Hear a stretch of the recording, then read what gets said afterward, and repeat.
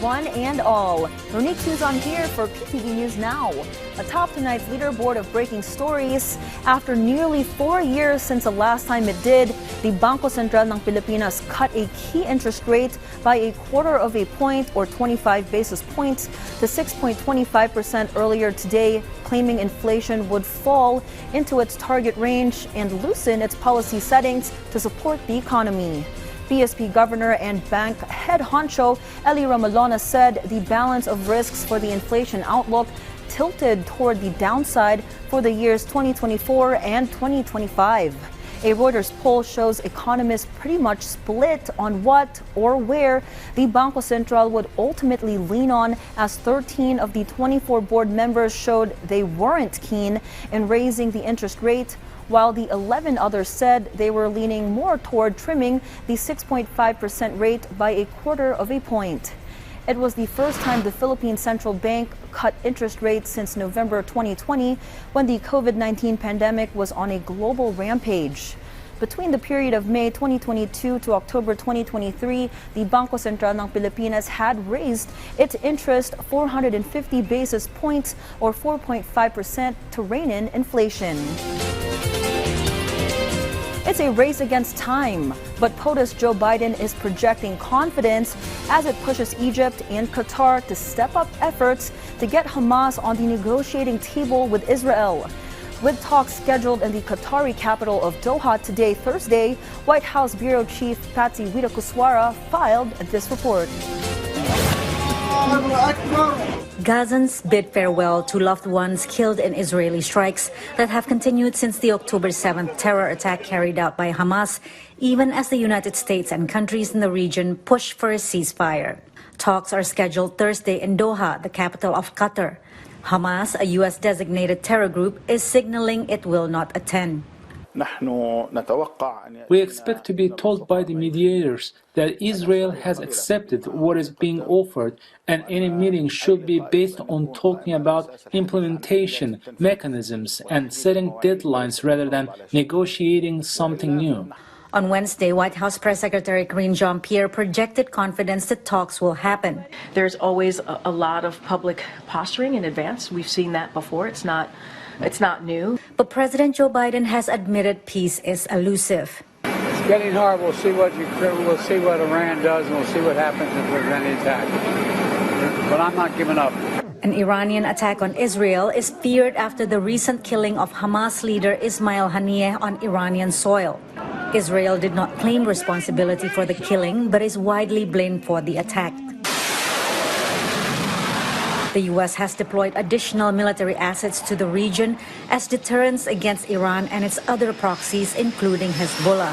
The group has intensified cross-border fire on Israel from Lebanon. Biden's envoy, Amos Hochstein, was in Beirut Wednesday. There's no more time to waste, and there's no more valid excuses from any party for any further delay. The warring parties blame each other for the deadlock. It is Hamas that continues to set additional terms and has refused to reach an agreement.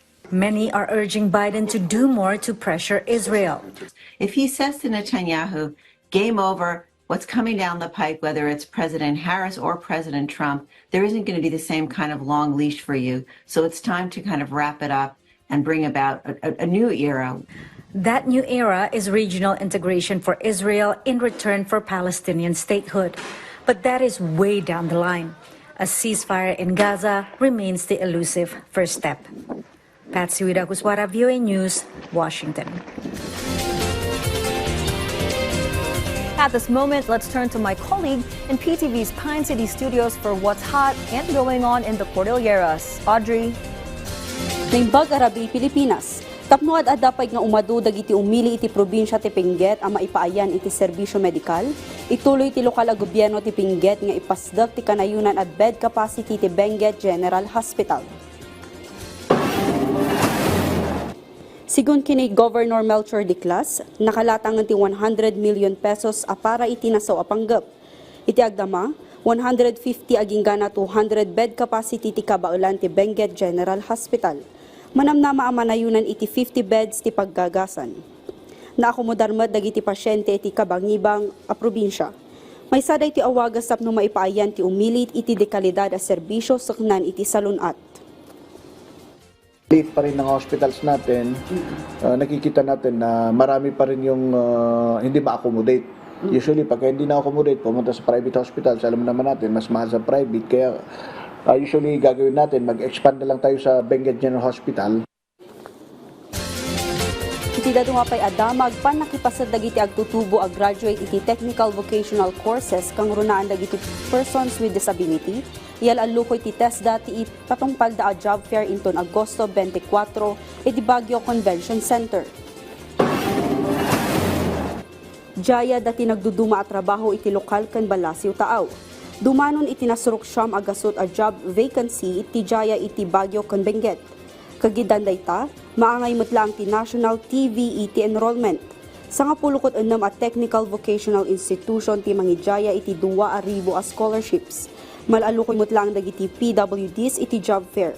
May sa awagas daytoy kadagiti PWDs tapno maipayanda iti na an-anay nga oportunidad ken makita dagiti kabailan dagitoy iti trabaho. Pinag-uusapan natin ang kapansanan, meron tayong limitadong pagkuhan natin dahil lang sa nakasanayang physical na kapansanan or mental na kapansanan. Of course, ang sinasabi natin, once you are a person with disability, hindi natin tinitignan kasi may kakayahan din naman.